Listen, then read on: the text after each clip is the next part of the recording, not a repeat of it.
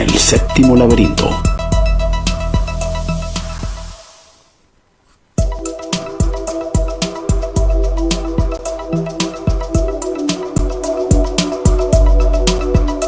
Buenas noches, amigos de la Visión Radio.net. Estamos en el séptimo laberinto. Hoy es 4 de mayo del 2021, porque hoy tenemos un invitado verdaderamente de lujo. Es el doctor Mario Sbirsky. Yo quiero comentar rápidamente sobre el currículum de él. Mario Sbirsky es profesor de la Universidad de Nueva York en el departamento de otorrinolaringología. También tiene estudios de pregrado y de máster en ingeniería eléctrica en la Universidad de la República de Montevideo, Uruguay.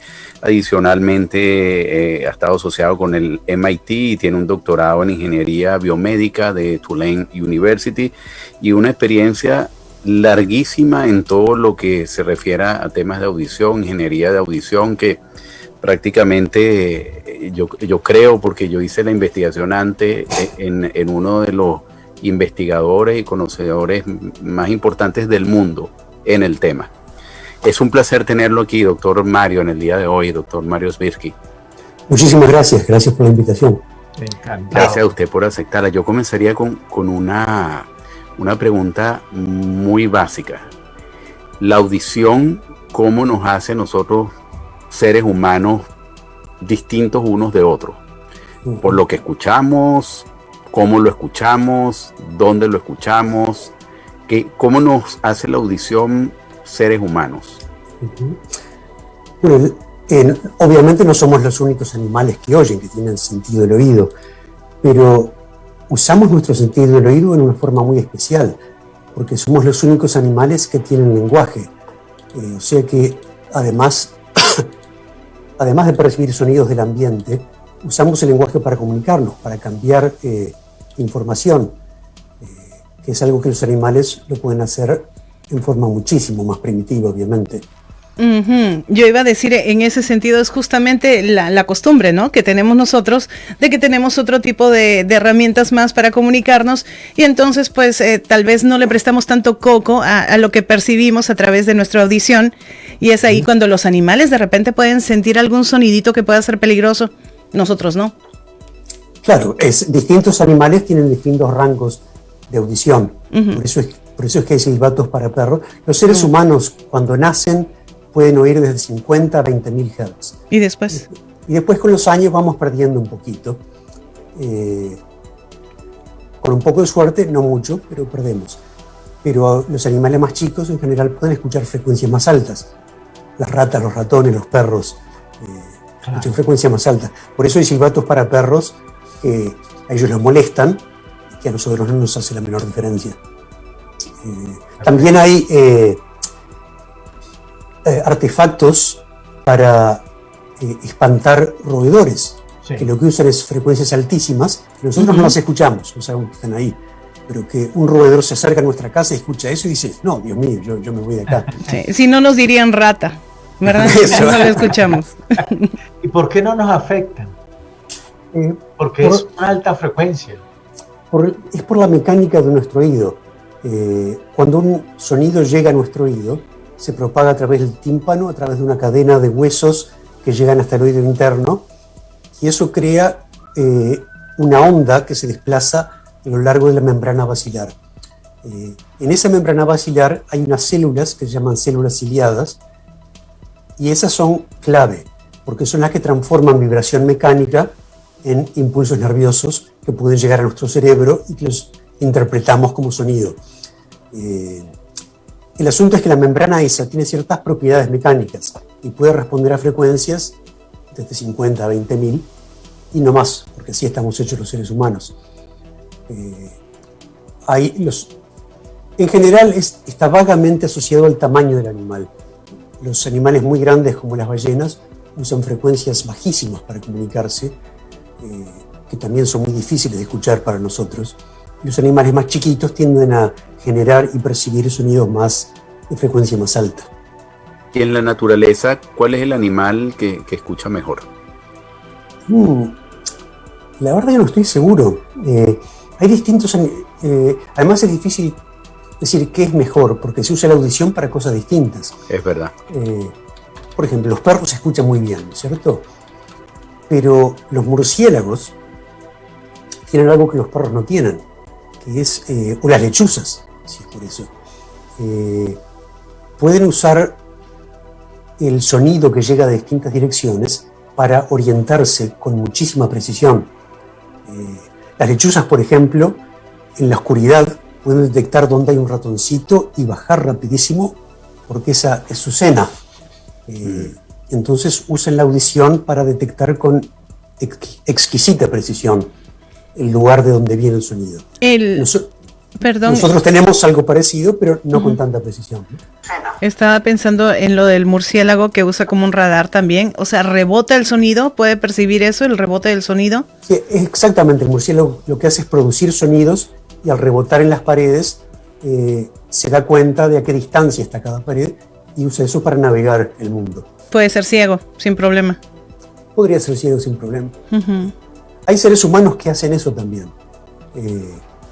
No tan eficazmente y además lleva muchísimo entrenamiento. ¿Pero qué tienen que gritar entonces para que rebote? ¿Cómo hace el ser humano que es ciego para...? Pregunto. Eso, yo he conocido un caso y seguramente se puede encontrar en YouTube los videos de ese señor que pega con un palito o hace chasquidos de lengua, cosas así. Y de hecho el palo de los ciegos sirve en parte para eso. Y rebota Golpea. ese sonido. Sí, todos los sonidos, salvo que uno esté en un lugar completamente abierto, donde hay mucho menos rebote. En el lugar donde estamos todos nosotros ahora, en un cuarto, el sonido que producimos rebota en cada una de las paredes y nosotros percibimos eso. Nuestro cerebro es muy sofisticado y entonces puede, a pesar de que tenga la señal original y todos los rebotes diferentes, puedo procesarlos para que se escuchen como una sola fuente. ¿Esos son ecos? ¿Cómo? ¿Son ecos? ¿Los rebotes? Los rebotes son, sí, efectivamente. Cuando estamos en una montaña o algo así, el eco es mucho más prominente, pero adentro de un cuarto, aunque sean más tenues, igual son ecos. Ahora, doctor, el hecho que uno como ser humano no escucha algunos sonidos, hay sonidos que no escuchamos que puedan dañar nuestra psique, que puedan alterar nuestras emociones. El sonido de por sí no estoy enterado de que sea así. Los sonidos audibles, si son suficientemente fuertes, pueden dañar el sistema auditivo. Y lamentablemente las células ciliadas que le hablaba al principio, en el ser humano no se regeneran. Nosotros tenemos muchísimas células, la piel por ejemplo, que sí se regenera. Y de hecho las células ciliadas en otros animales, en algunas aves por ejemplo, también se regeneran. Pero en el ser humano no. O sea que cuando se fueron, ya no vuelven. Terrible. Es por eso importante que convenzamos a los más jóvenes de que tengan cuidado cuando van a bares, cuando van a conciertos, y si la música está muy fuerte, pues usen tapones para los oídos. Qué terrible. No, estaba pensando en la película, no sé si ya la vieron ustedes, Sound of Metal, que fue una de las nominadas. Este hombre pues era baterista de una banda de metal, ¿no? Y entonces viene y pues le da la batería todo el tiempo. Llega un punto en que le dicen, no, estás que 25% tenía o algo así de audición o menos, ¿verdad? Y pero en ese caso estaban hablando de una operación. O sea, puede haber una intervención para recuperar esa audición o inclusive tener uno la posibilidad de escuchar hasta más a través de, bueno, como un cyborg, digo yo, ¿verdad? Sí. Bueno, hasta hace unas pocas décadas, la única opción que había era usar audífonos. Los audífonos lo único que hacen es amplificar el sonido en la frecuencia sin que uno tiene más pérdida.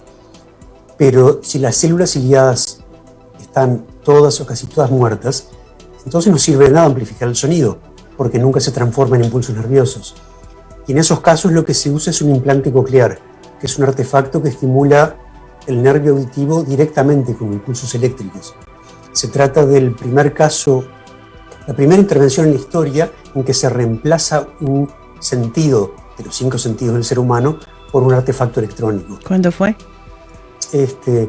El primer implante coclear se hizo en Francia en el año 57, pero no llegaron a ser comunes hasta varias décadas después, y la FDA aprobó los primeros en el 84. De hecho, eso fue lo que yo estudié en mi doctorado. Cuando estaba en la secundaria y leía mucha ciencia ficción, uno de mis sueños era trabajar en dispositivos eléctricos que, estimulando la corteza visual, permitieran ver a los ciegos. Pero cuando terminé la carrera de ingeniería en Uruguay y empecé a buscar, nadie más estaba haciendo esa investigación, no había funcionado. Y vine a Nueva Orleans porque ahí había un profesor que no ayudaba a ver a los ciegos, pero trabajaba en artefactos que hacían caminar a los paralíticos, o por lo menos ese era el objetivo.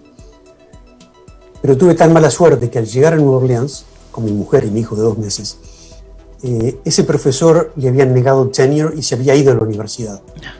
Así que tuve que buscar algo nuevo para hacer, y tuve la infinita suerte de que ese semestre fue el semestre en que empezó a usarse implantes cocleares en el estado de Luisiana.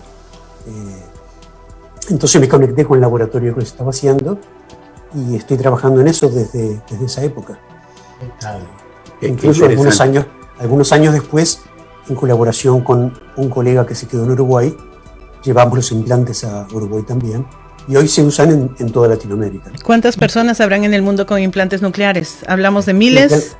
Implantes cocleares son cientos de miles. Quizás antes, no sé si habrán llegado al 500.000, pero es la punta del iceberg, porque hay muchísimos más pacientes que podrían beneficiarse y que todavía no han tenido acceso. ¿Y el ictus también tiene ese mismo tratamiento?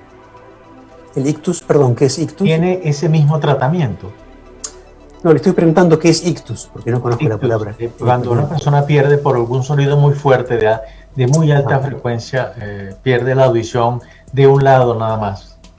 Sí, de hecho, antes de hablar con ustedes estaba trabajando en un artículo en que tratamos de estimar la cantidad de personas en Estados Unidos que tienen audición normal en un oído y pérdida muy severa en el otro. Sí. En esos casos se ha empezado a usar implantes cocleares, obviamente solamente en el lado que tiene el problema. Yeah. Para nada más rectificarme a mí, porque yo estaba diciendo ya implantes nucleares, es cocleares. Cocleares. Ok, perdón, pero vale la pena. Cóclea es la palabra, es lo mismo que decir oído interno. Es el órgano con forma de caracol donde pasan todas esas cosas interesantes que les conté de que el sonido se transforma en impulsos nerviosos. Estamos conversando con el doctor Mario Sbirsky. Realmente me fascina esto, y yo no sé, Eduardo, Alexia y doctor Sbirsky, si me estoy adelantando a todo esto, pero en el trayecto de prepararme para esta conversación con una persona tan importante, me tropecé con cientos de cosas sobre esto, y una de las que más me impactó y que, bueno, sucedieron unos hechos políticos en Cuba, con Estados Unidos y Canadá, que tienen precisamente que ver con el tema de auditivo. Hubo lo que se llama un ataque auditivo, que al principio se pensó que era solamente contra Estados Unidos, pero también lo hubo contra Canadá, pero Canadá asumió por el tipo de relaciones políticas que mantenía con el régimen cubano, o que mantiene todavía una visión, digamos, una posición de muy bajo perfil, pero sin embargo eso trajo mucha cola, como decimos en Latinoamérica. Hubo científicos que dijeron que efectivamente habían pruebas materiales sobre esos casos, y otros que dijeron no, hay pruebas, pero son pruebas muy comunes que no delatan realmente que hubo un ataque de eso. Una de las cosas que más me asombró fue ver una fotografía sobre los equipos que son los que producen ese sonido, y me causó espanto, porque es una prueba más que el ser humano no deja de ser muy vulnerable a cualquier cosa. Estaba pensando, por ejemplo, en las personas que empiezan a perder también la audición De repente se compran un audífono que no es muy bueno o no está calibrado, yo no sé, y en vez de oír mejor, más bien les molesta. Y entonces lo desechan, ¿verdad? O sea, eso también tal vez tiene que ver también con lo que estaba hablando usted en un principio cuando decía con respecto a los sonidos que ya no son perceptibles y tal vez lo que oyen más bien es fastidioso. Y por el otro lado pensaba si de esa manera podía ser de repente o a un nivel mucho más agudo este tipo de ataques auditivos o cómo podría ser, de qué manera afecta y qué consecuencias también tiene, porque no solamente, ay, me molesta, o sea, llega a más. Sí. Daño cerebral. No hay evidencia firme de que haya habido ningún ataque sónico en Cuba. Se hablaba de eso al principio y hubo varios diplomáticos, en principio americanos, que dijeron haber experimentado una sensación sonora rara, algún sonido molesto, y haber sufrido pérdida de audición. Y luego empezó a haber cada vez más gente y empezaron a reportar más síntomas, porque no era solo pérdida de audición, sino problemas de balance, problemas visuales, jaquecas, cosas de todo tipo. Bueno, que también está conectado todo adentro, ¿no? Sí, pero una cosa es que si uno agarra 100 personas al azar y a lo largo de 3 meses les pregunta si tuvo alguna jaqueca o algún zumbido en los oídos, o estuvo mareado en algún momento, o tuvo diarrea o lo que sea, va a encontrar gente con todos esos problemas. Eso no quiere decir que les haya pasado nada especial. Y de hecho, cuando finalmente estudiaron a los diplomáticos americanos, los estudiaron con una batería muy extensa de tests, y me fijé especialmente en la audición, porque es mi especialidad, ¿no? Y resulta que esos diplomáticos tienen una audición muy buena, sobre todo para su edad. Uno hubiera esperado encontrar más pérdida auditiva. Solamente hubo 3 casos de pérdida auditiva demostrada, y en 2 de esos casos era unilateral. Y por otra parte, la mecánica de un ataque sónico es muy difícil, porque los sonidos de alta frecuencia no se propagan bien, y menos que menos a través de una pared. Hay impedimentos físicos para eso. Por eso, los de baja frecuencia sí se propagan a grandes distancias. Es por eso que las ballenas los usan para comunicarse a través del océano. Un sonido de muy baja frecuencia puede viajar miles de kilómetros. Pero no hay forma práctica de enfocarlo para, digamos, atacar a una persona. Y en este momento la teoría del ataque sónico está completamente descartada. Ahora bien, hay varias personas que han reportado síntomas de distinto tipo. Y hubo 2 estudios importantes, uno de la Academia Nacional de Ciencias de los Estados Unidos y otro de un grupo de científicos canadienses e israelíes. Ambos admiten que es imposible saber si hubo algún ataque específico o si fue algún problema ambiental y saber cuál es la extensión del problema. En particular, los americanos tuvieron poco acceso a los pacientes por razones políticas y de privacidad de los pacientes. Y el informe al final dice que los síntomas que ellos ven son consistentes con el uso de un arma electromagnética, pero no especifican cuál puede ser ni si es plausible. ¿Tiene alguna idea usted? El lenguaje que usan es consistente con. Claro. Y bueno, si yo veo que mi mujer entra aquí en el cuarto y tiene el pelo mojado, ese dato de la realidad es consistente con la posibilidad de que haya venido de afuera y que esté lloviendo, o que se acaba de dar una ducha, Claro. o que se golpeó la cabeza y se puso agua.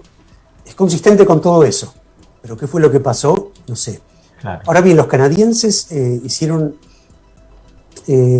estudiaron elementos adicionales, y una cosa que encontraron fue que la gente que tuvo más síntomas es la que estuvo más expuesta a insecticidas, tanto en la calle como en su casa o alrededor de sus residencias. Esto no quiere decir que los insecticidas hayan causado los síntomas, Claro. pero el hecho es que en su sangre encontraron elementos consistentes con esa hipótesis. Y de hecho, esto pasó en el 2017, 18. 18. En esa época, en Cuba y en otros lados había mucho temor por los casos de Zika, y entonces había fumigación por las calles. Ajá. Y la embajada canadiense, por mayor seguridad, fumigaba también en sus edificios o en las casas de los diplomáticos, con lo cual es posible que los diplomáticos hayan estado expuestos a un poco más insecticida que el común de la gente. Claro. Pero O sea que los esa es otra cañones de hipótesis. sonido existen. Y además los cañones de sonido entiendo que ya se fueron usados incluso en Irak. Y además en el propio Estados Unidos para reprimir alguna manifestación que creo que se hizo. Efectivamente. Sí. Y se pueden usar cañones de sonido con sonidos muy molestos para dispersar multitudes o cosas así. Claro.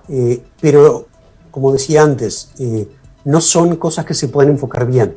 Si uno tiene una manifestación que quiere disolver, entonces sí, está muy bien usar es efectivo usar un arma de ese tipo, porque tiene un ángulo bastante amplio. Pero para atacar a una persona individual no sería algo práctico. Claro. También está la anécdota de hace muchos años cuando Noriega se encerró en la cultura apostólica, ¿no? Que básicamente fue creo que con heavy metal y todo eso para volverlo prácticamente loco. Pero eso me lleva, antes de ir a la próxima pausa comercial, a una pregunta que quiero que me responda al regreso. No hay ninguna duda que escuchar música a muy alto volumen afecta la audición. Eso estoy seguro que nadie lo pone en duda. Pero escuchar determinados tipos de música a muy alto volumen afectaría más la audición que otras. Es decir, una persona que escucha heavy metal a muy alto volumen sale más afectada, o su audición queda más afectada que una persona que escuche música clásica, barroca, etcétera, a muy alto volumen. ¿Quedan afectados igualmente la audición para una persona que escuche música clásica a muy alto volumen que para una persona que escuche heavy metal? En principio, lo más importante es la combinación del volumen a que se escuche la música y el tiempo de exposición que uno tenga. Es la combinación de esas dos cosas. El problema es que son dos culturas distintas. La gente que escucha heavy metal tiende a escucharlo mucho más fuerte que escucha un concierto de Mozart o de Vivaldi. Hay diferencias entre el contenido de frecuencias de las dos. El heavy metal tiene más percusión, por ejemplo, que la música barroca. Entonces hay todo un rango de frecuencia donde hay mucha energía en el heavy metal y no en la música barroca. Pero lo más importante es el nivel, el volumen que se escucha la música. El volumen y la cantidad de tiempo. Ya estaba pensando... Uno puede a veces tener la impresión de que la pérdida auditiva es temporaria. A todos nos ha pasado ir a algún concierto y salir que nos zumban un poco los oídos y que no podemos escuchar bien, pero que un par de horas después ya estamos recuperados. Es algo parecido. Pero hay que tener cuidado porque eso no es siempre así. Incluso hace algunos años se ha descubierto que hay personas con el audiograma normal, o sea que uno va al audiólogo que le hace el test y que le da un audiograma que no muestra pérdida, tiene sin embargo pérdidas a otro nivel dentro del sistema auditivo, que pueden dificultar la percepción del habla, aunque el audiograma sea normal. Y bueno, como dije antes, cuando uno pierde las células ciliadas, estas no vuelven. Es cierto que hay científicos trabajando en la posibilidad de restaurar las células ciliadas, pero eso por ahora es todavía un deseo. Ojalá que algún día pase. Una pregunta, doctor. Cuando hablamos de oído total y hablamos de oído normal, ¿cuál es la diferencia entre uno y otro? Oído total no estoy seguro qué querrá decir. Oído normal tiene una definición precisa, estricta, que todos los seres humanos tenemos más o menos la misma sensibilidad auditiva cuando nacemos, salvo que haya alguna patología, y se puede medir con bastante precisión cuál es el sonido más suave que uno puede escuchar. Y la audición humana es increíblemente sensible y tiene un rango dinámico altísimo. Hay una diferencia de 100 decibeles, que es una diferencia enorme, entre el sonido más leve que podemos percibir y el sonido más fuerte que podemos percibir sin sentir dolor. Para hacer un audiograma se miden los umbrales, o sea, uno tiene que ir a una clínica y entonces escucha un bip, le preguntan si lo escuchó o si no lo escuchó, lo ponen más fuerte, entonces van llegando por ensayo y error hasta el sonido más leve que uno puede escuchar, el sonido más suave que uno puede escuchar a cada frecuencia. Eso se hace 125 Hz, 250, etc. Si uno encuentra que la pérdida auditiva es no más de 20 decibeles en todas las frecuencias, eso es lo que llamamos convencionalmente audición normal. Ok. Yo le hacía la pregunta porque le escuché una vez a un maestro de música hablando sobre eso y nombró precisamente el oído total, y él lo vinculaba a la capacidad que tienen algunas personas de captar en una pieza musical las notas, incluso más sensibles, y capaz además de reproducirlas inmediatamente en un instrumento dado. Ah, claro. Sí, de lo que yo estaba hablando es simplemente la sensibilidad auditiva, que es algo muy grosero, pero los seres humanos, cada cual tiene su cerebro, con sus propias experiencias, y aunque la información exterior sea la misma, la podemos interpretar de forma diferente. Digamos, alguien que ve un partido de fútbol, si jugó al fútbol desde chiquito y sigue viendo fútbol todos los fines de semana, va a poder interpretar con mucha más delicadeza toda la estrategia de lo que está pasando en la cancha. Y lo mismo pasa con los músicos, que tienen su formación musical y que pueden interpretar qué es lo que está pasando con cada instrumento, con cada voz. Claro. Y más allá de eso, hay gente que tiene lo que se llama en inglés perfect pitch. Eso quiere decir que si escuchan una nota, te pueden decir exactamente qué nota es. Son pocos los seres humanos que tienen esa capacidad. En general, nosotros podemos percibir diferencias de frecuencias. Podemos decir que este sonido es una octava más alto que este otro. Pero saber que este sonido es un la menor de tal escala, eso es algo poco común. Que algunos, a veces es una bendición y a veces es una maldición. Sí, yo tengo dos preguntas.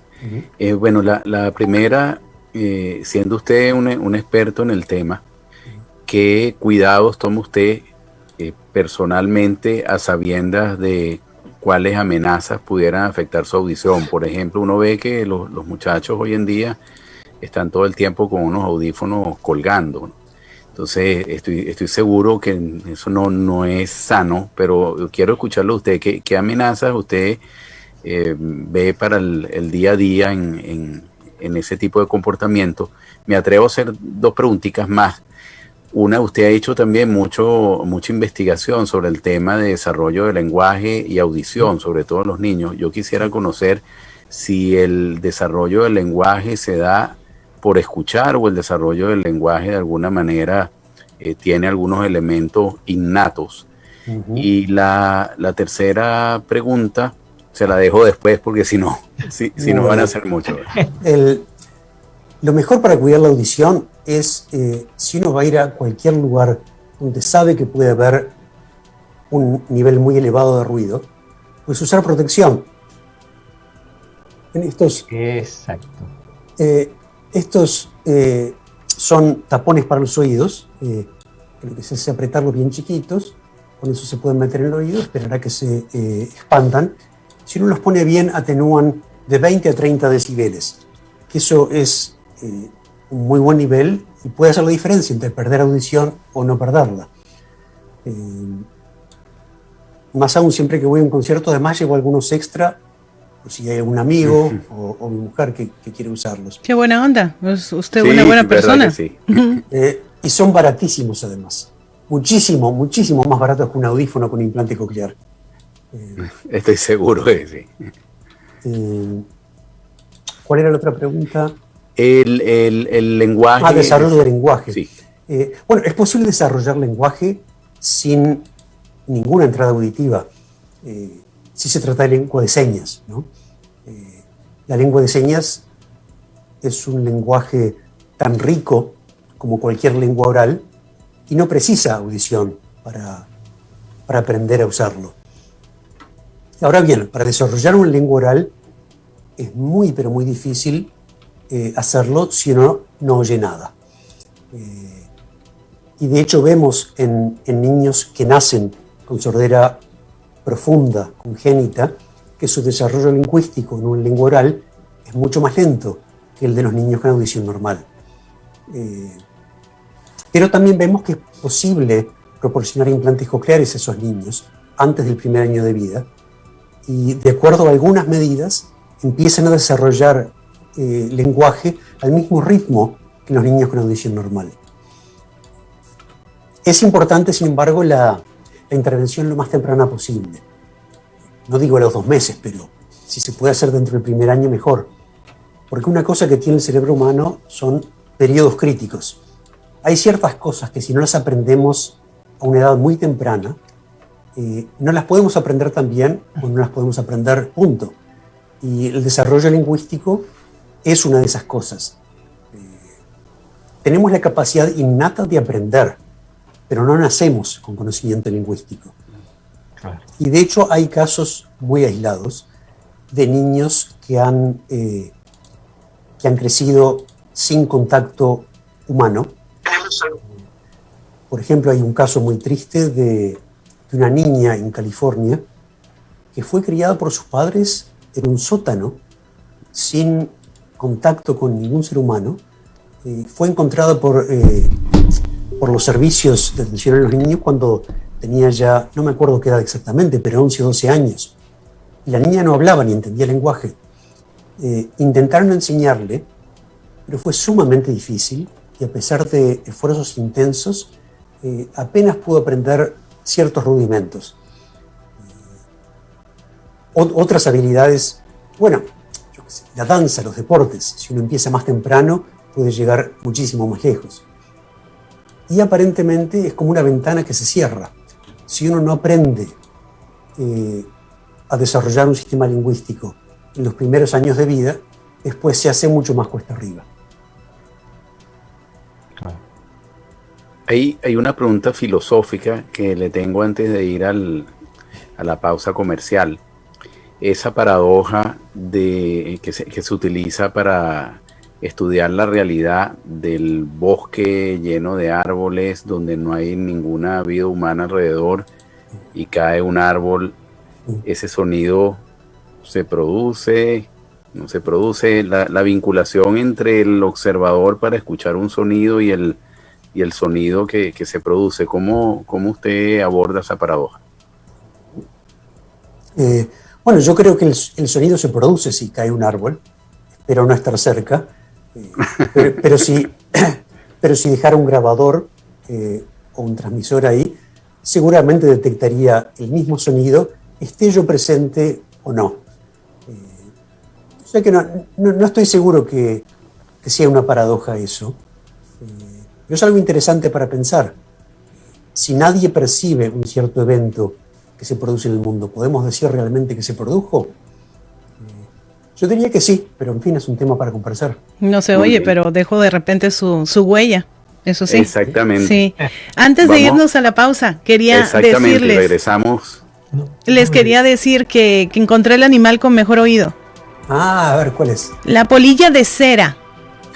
Galeria melonella es el nombre científico de esta polilla, que es el animal con mejor sonido del planeta, mejor oído, mejor dicho. Esta especie es capaz de escuchar ultrasonidos, aproximadamente es 300 kilohertz. de frecuencia, la mayor agudeza acústica de todo el reino animal, y dice acá que el depredador natural de esta mariposa, ¿saben quiénes son? Los murciélagos. Los murciélagos tienen buen oído, ¿no? Habíamos hablado de eso, pero como la polilla tiene mejor oído, eso le sirve para poderse escapar del murciélago a tiempo. Interesante. Doctor, en realidad yo no soy realista, pero sí me gusta mucho la ciencia ficción. ¿Es posible que se llegue a desarrollar una verdadera arma que pudiera destruir paredes, edificios, o que pudiera hacer ese tipo de daño? ¿O ya se hizo? ¿O está en desarrollo? Porque, y por supuesto, y destruir todo lo que ahí consiga, incluyendo seres humanos, animales, todo eso. ¿Es posible que ya se tenga eso? A mí me parece, bueno, obviamente que no tengo información sobre los proyectos clasificados de las grandes potencias del mundo, claro, pero les puedo decir que desde el punto de vista de la física es muy difícil usar sonido para conseguir ese objetivo. Hay formas mucho más económicas, más eficientes de destruir cosas, como por ejemplo con armas nucleares. Claro. Pero de repente llama la atención, por ejemplo, imaginarse un arma sónica, ¿no? Porque dice uno no deja huella. ¿Verdad? Es cierto, ese es un buen punto, pero se puede usar radiación, que no necesariamente deja huellas, por lo menos si es a pequeña escala. Claro, una bomba obviamente que sí. Están los explosivos convencionales también. Pero si no tuviera un arma de rayos que emite un nivel importante de radiación, nadie que reciba esos rayos va a saber que le pasó algo. Simplemente que a las semanas o a los meses, dependiendo de la cantidad de radiación, se va a enfermar y se va a morir. No en el momento. Ay, qué oscuro que se ha vuelto nuestro diálogo. Ya, no, doctor, una pregunta.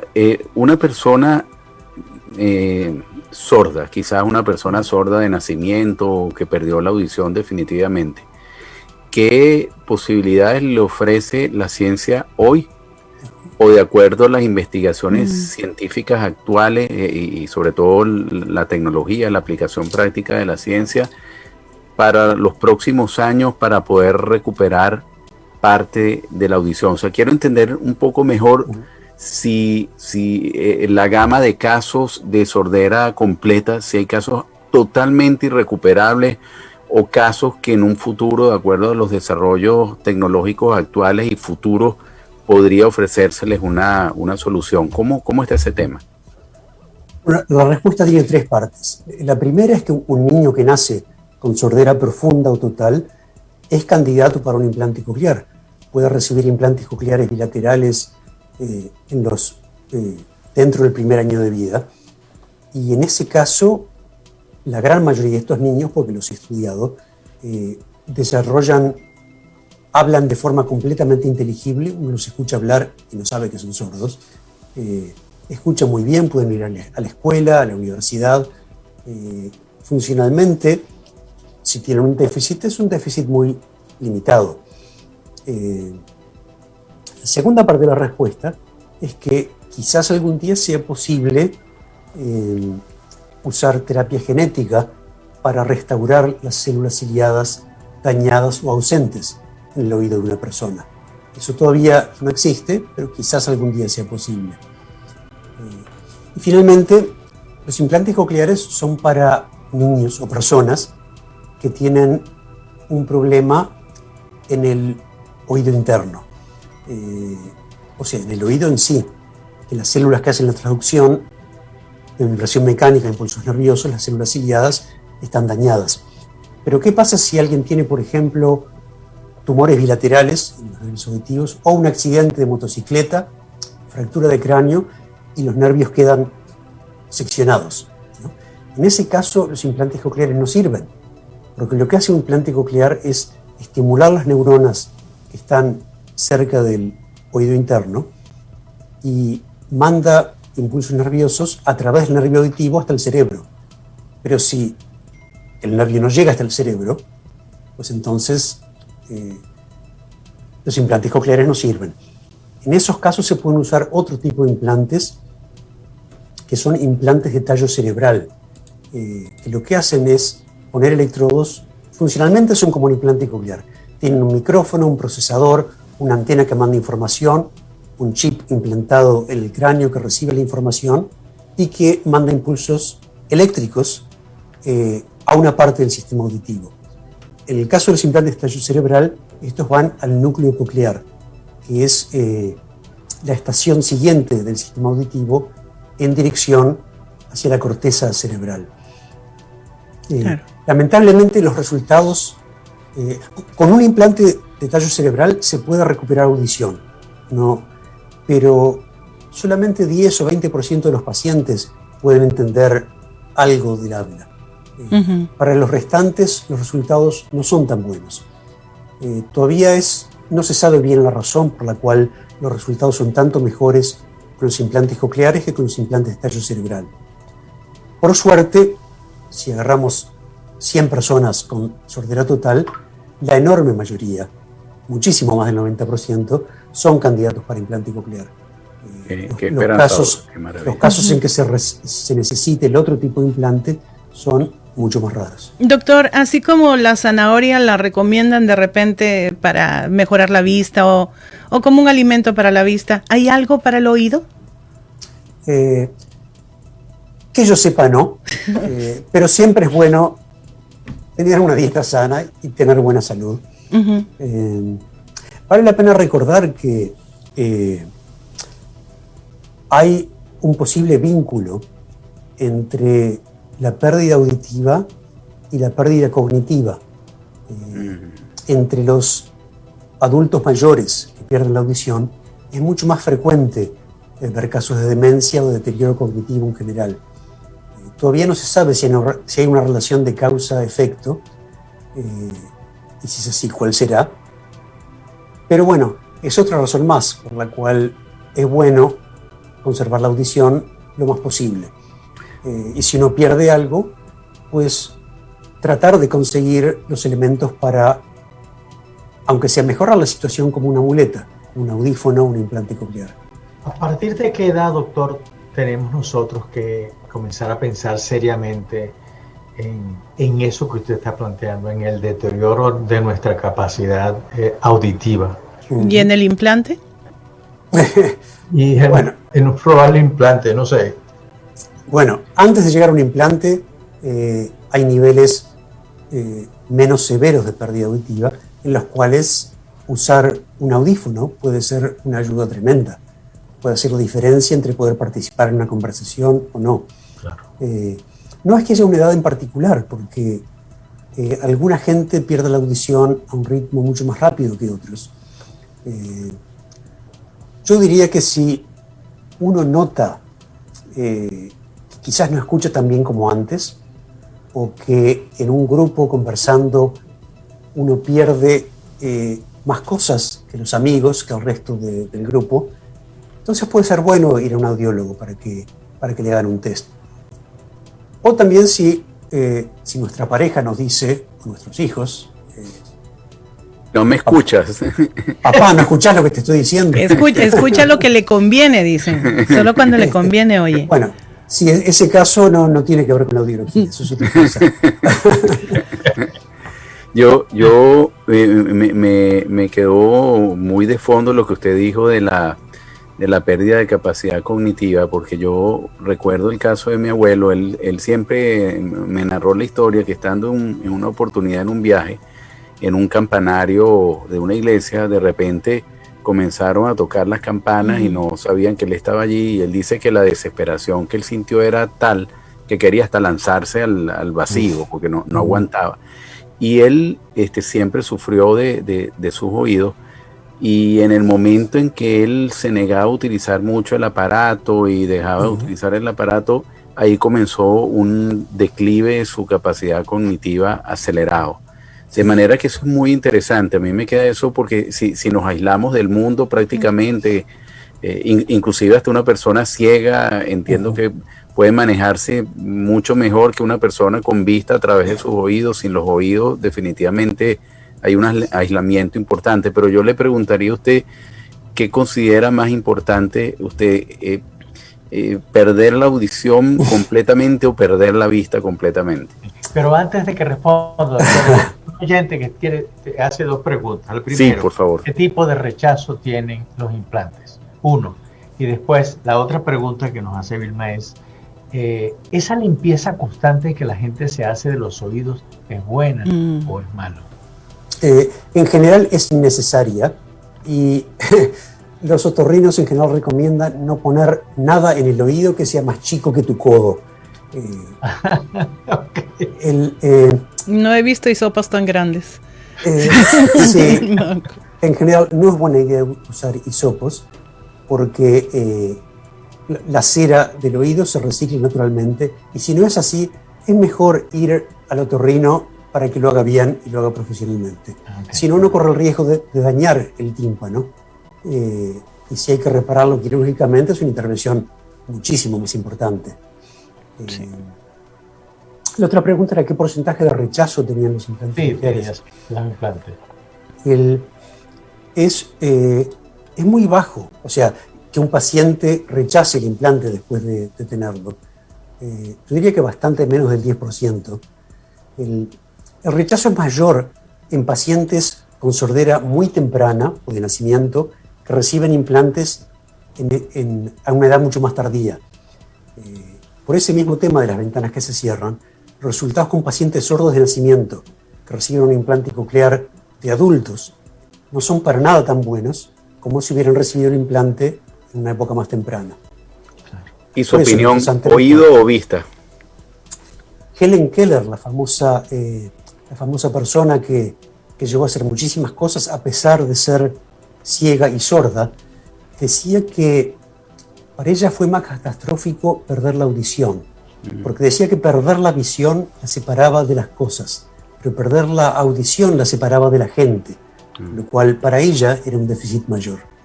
Sí. Interesante. Yo, como por suerte no perdí mucho de una ni de la otra, no sé, pero me parece que la opinión de ella es válida. Yo creo que sí. Bueno, ya llegamos al final del programa, son las 8:01 de la noche. Le comento que ha sido un inmenso placer conversar con usted. Absolutamente. Una conversación muy grata y de mucho aprendizaje para nosotros y el público. Y le agradezco enormemente que haya estado con nosotros el día de hoy. Agradecerle a Alexia por todo el apoyo y Luis, un placer como siempre estar contigo en el programa también. Le advierto que me quedé entusiasmado con su conversación. Sí, señor. Bueno, pues muchísimas gracias a ustedes. La verdad que yo también aprendí durante esta hora y pasamos un rato muy bueno. Espero que los radioescuchas también lo hayan hecho. Yo creo que sí. Además, se aprende de una manera muy fácil. Con todo lo que se está hablando, es una charla y lo deja todo mucho más claro. Tenemos ahora muchos datos importantes sobre las noticias que se han generado, por ejemplo, de los ataques sónicos, de cómo funciona también nuestro oído, y por el otro lado también lo importante que es cuidarlo, que hay que saber. Y las esperanzas también para quienes lo hayan perdido. Sí. Eso es lo más importante. Sí. Finalmente, ¿me podrían decir cómo puedo obtener una copia del programa? Inmediatamente se la envío. Perfecto, muchísimas gracias. Gracias. Muchas Feliz gracias noche a todos. Muchas gracias, Alexia. Buenas noches, cuídense. Buenas noches. Que la fuerza los acompañe. Igualmente. Bye.